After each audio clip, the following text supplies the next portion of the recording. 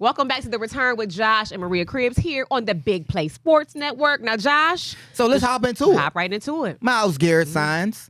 You know, he got 4 year, $160 million, $40 million Y'all a know year. he my cousin, right? 88 guaranteed. My cousin. I never told you that, Ryan? No, you didn't. Oh, It's yeah, never, Myles never Garrett. been That's mentioned. my second, because that's my auntie's favorite sonny cousin-in-law. Ain't gonna work.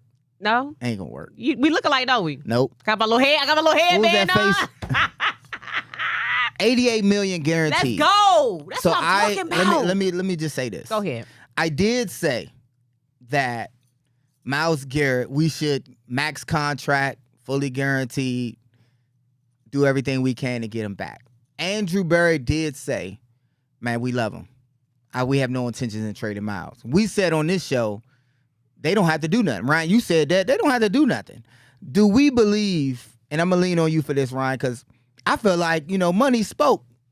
You know what I'm saying? Money spoke. I mean, when I'm looking at, how much they can pay, I'm looking at, I have minority ownership in the Cavs. That's an investment. I can stay here and do that. The people of Cleveland, I'm looking at right here, that's the long run. Not necessarily saying, oh, man, I went to a playoff. I went to a championship, AFC championship. And ain't put no money in my pocket, other than that championship game. So when I'm looking at everything, I think it was, I can't say ultimately about the money, but the place that, not having him to hold out, I think was more advertising, was more, of a better opportunity than him holding out. The fans starting to not like him.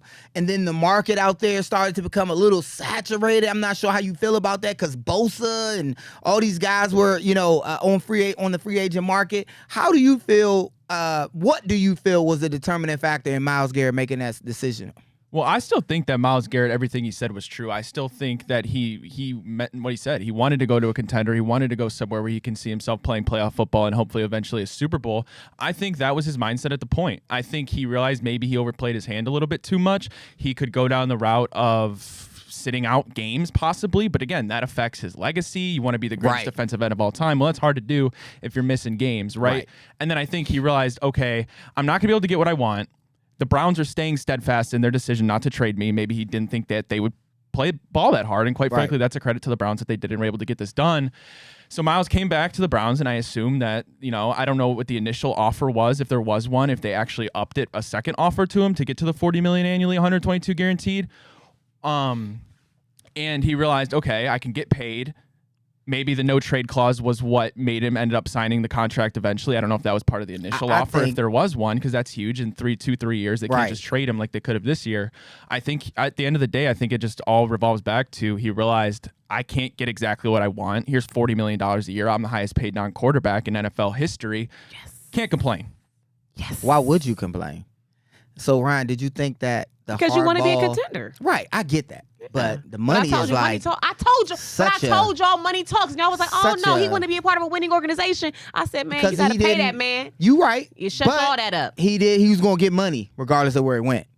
It might not have been 40 a year. That's what I'm saying. Right, that matters. But, okay. Yeah. Ryan, do you think that playing hardball for the Browns, actually took a turn when Haslam refused to meet with him? The way I view that is I don't understand why it was such a big headline. The second I read it, I wasn't that shocked. People are making it like this big old deal, but like, why is it a bad thing that he said, no, talk to Andrew Berry? People always get mad about owners meddling in the business affairs of it, but no, he learns from that. He hired Andrew Berry to be the GM, and that's exactly what he did. He told, go talk to the GM. He's the one that deals with the money those decisions. And the decisions. Like, yeah, I'm the one who has to, of course, sign off on it, but I didn't think it was a big deal whatsoever. Does this give more confidence in Andrew Berry that Haslam has in him? Does it, because he could have, because of the Deshaun Watson fiasco, right? You could have sensed some animosity or unwinding of the regime if Haslam would have took the call. I think by him not taking the call as well, or the meeting, it also stood for unity within the organization. Now, that's my guy. Go see my guy. Yeah, and again, that goes back to the people are always mad when owners meddle, and this time Jimmy Haslam didn't meddle. What was he going to say? Yeah, come meet with me. I'm going to tell you the same thing I told you months ago. Right. Oh, go back on your private jet to wherever you are. It's a quick 5-minute meeting. Nobody got anything done. No, he said, go talk to the general manager, and ultimately they were able to get it done. Yeah, that is a credit to the Browns and a credit to Andrew Berry.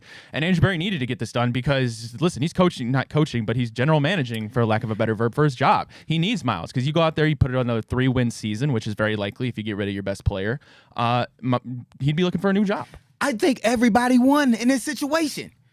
And ultimately, Myles will be heralded because of it.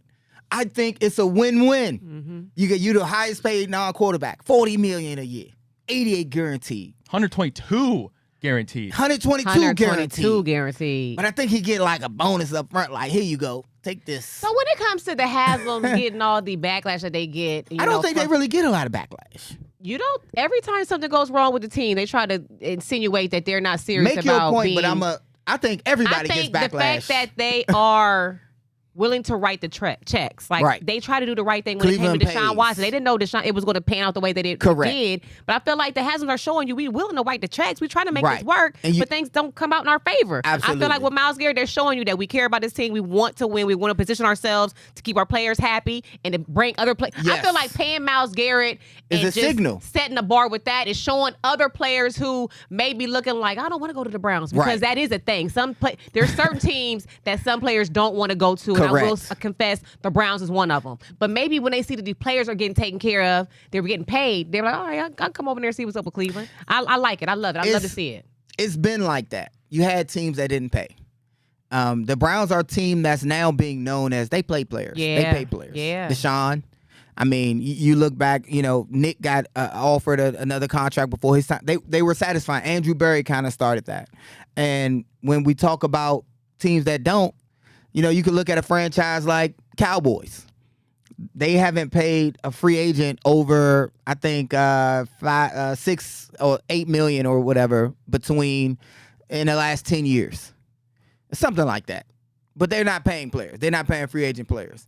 So if you look at players, see that. It used to be, no player really wanted to go to the Raiders. A lot of us didn't. I didn't want to go up there and play in that stadium.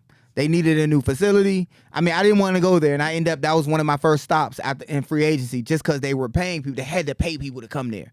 Mm-hmm. When players don't want to come to Cleveland, it's not just because of not winning traditionally. Like in this new NFL era, since the team came back, players know Cleveland doesn't win. It's also because this is not a big city.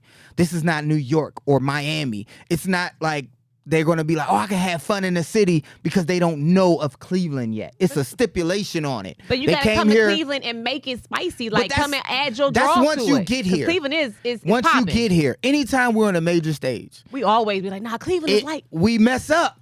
Not us. What you mean? But the daggone weather. During the All-Star game. Oh, okay. It was a blizzard. Oh, yeah. When we had the draft, it was a pandemic. Yeah. Like, we could not catch a break on the national stage. So we'll keep our secret of this lovely place here in Cleveland. People who are born here, they hate I love Cleveland. Yeah, the Metropox, again, I can't say enough of it. But moving on, I think it's a win-win for Myles Garrett to be here. It's a win-win.